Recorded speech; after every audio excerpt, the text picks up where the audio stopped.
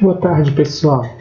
Eu fiquei pensando sobre o que a Vanickansky diz quanto ao desafio de se utilizar as redes sociais na educação, que é ao mesmo tempo uma necessidade.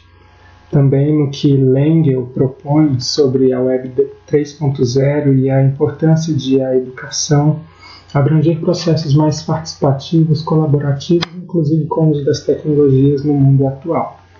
E o texto que nós discutimos, da professora Bárbara Sabota e do professor Ariovaldo Pereira, traz uma ideia que eu acho essencial sobre a necessidade de nós incentivarmos e apoiarmos iniciativas que visem não a lucratividade apenas dentro da lógica capitalista, mas que sejam ferramentas e plataformas livres e de acesso colaborativo, construção também colaborativa.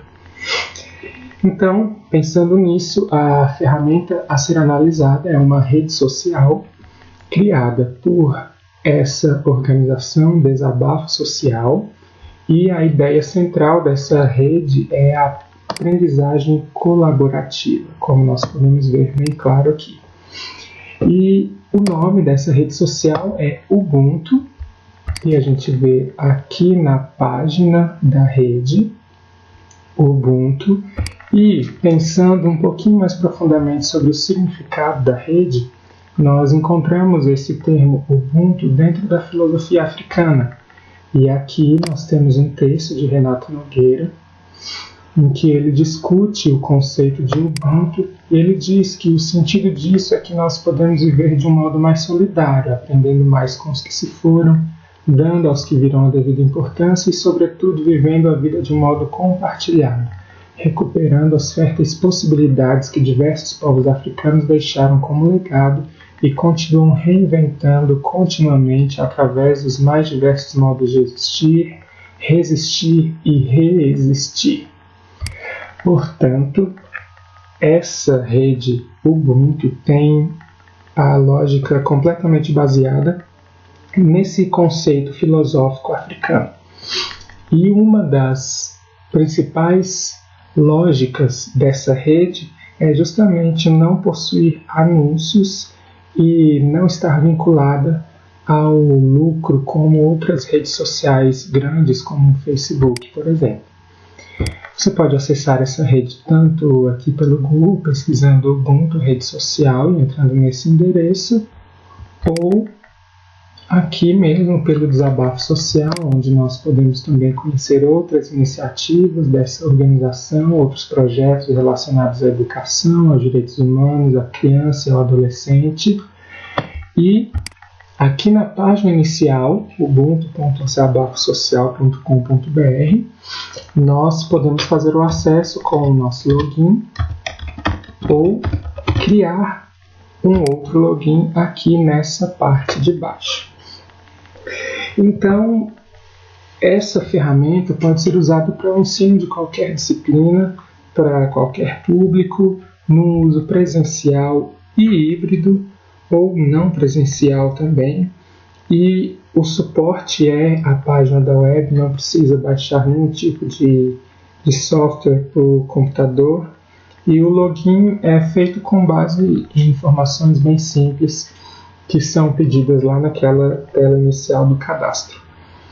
E aqui nós temos então um design que é bastante acessível e intuitivo e é parecido até com as outras redes sociais. A própria pergunta que o que se passa na sua mente nos lembra lá do Facebook, né, o que você está pensando. Não existe a possibilidade de convergência para o acesso com o Facebook, por exemplo, mas a possibilidade de integração entre diversas mídias e enfim, ferramentas, diversos dispositivos pode acontecer, porque você pode acessar pela internet, não importa se é no tablet, no computador ou no celular. Não existe restrição quanto à participação nessa rede, e o suporte tem já no início, quando você se cadastra, um guia aqui com a visão geral sobre a rede, e aqui nós temos a apresentação de todo o espaço, todo o ambiente, E além disso, também existe um perfil específico aqui para suporte, aqui, desabafo social. E nesse perfil, então, existem algumas instruções com relação à forma de utilização da rede e também a possibilidade de enviar uma mensagem para as pessoas. Além disso, aqui também existem já diversas outras coisas que são de interesse do pessoal que está na direção dessa rede. Bem, não existem tutoriais específicos e fora existe apenas aquele guia ali, como já foi citado. A linguagem é bastante acessível, não existe algum suporte específico para pessoas com deficiências ou limitações específicas, mas é interessante nós vermos aqui um pouco do funcionamento dessa rede. O que nós temos aqui? Primeiro, a possibilidade de que eu poste qualquer coisa que estou pensando, como, por exemplo, a problematização para a disciplina do MIELT. É uma ferramenta muito interessante. E aí eu posso agregar links e etc. E fotos também. E postar aqui. É bem similar mesmo às demais redes sociais. As outras pessoas podem curtir a minha postagem, podem comentar, e nos comentários existe a possibilidade também de subir arquivos como imagens para caracterizar os comentários. Além dessa página pessoal, eu tenho acesso aqui logo abaixo ao que as outras pessoas postam. E aqui eu posso então comentar, ver os demais comentários, curtir as publicações das pessoas e também acessar os links que elas colocam aqui. Além disso, também existe a possibilidade de que eu acesse um espaço já criado. Aqui meus espaços. Os espaços seriam como talvez páginas no Facebook ou grupos. E aqui eu posso ocupar o espaço e seguir o espaço e postar no espaço alguma coisa, participar do que já está sendo postado aqui por outras pessoas, acessar os links, comentar, curtir, entrar em contato com outras pessoas que são membros do mesmo espaço e também posso acessar a outras ferramentas. Posso também criar o meu próprio espaço para, por exemplo, utilizar dentro de uma turma de sala de aula, uma turma de alunos, em que eu irei discutir um tema específico.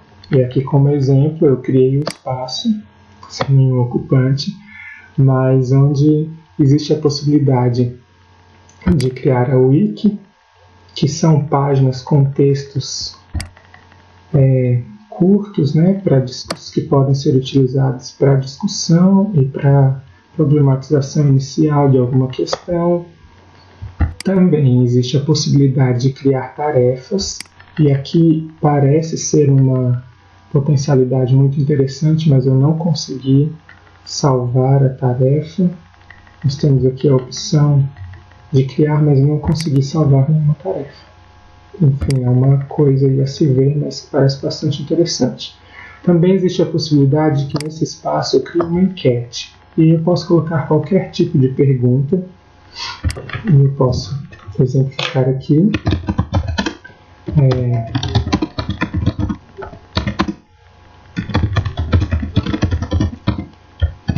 E aqui nas respostas eu posso colocar algumas questões para que as pessoas respondam. E clicando em perguntar, vem aqui com o espaço para que as pessoas respondam, selecionem a resposta, votem, e depois eu posso então ter um feedback sobre o que as pessoas pensam acerca dessa questão que eu elaborei.